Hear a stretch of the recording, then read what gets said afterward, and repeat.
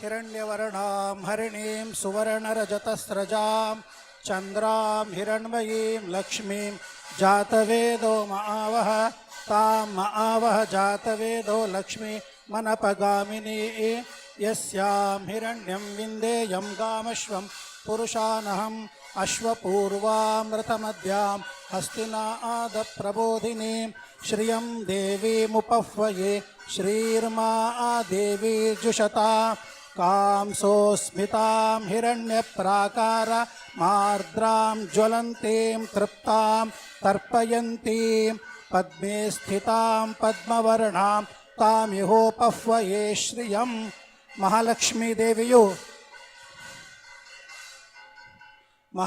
ದೇವಿಯು ತಾನು ಸುಪ್ರಸನ್ನಳಾಗಿದ್ದಾಳೆ ಅನ್ನುವುದಕ್ಕೆ ಇದಕ್ಕಿಂತ ಇನ್ನು ಹೆಚ್ಚಿನ ನಿದರ್ಶನ ಮತ್ತೊಂದಿಲ್ಲ.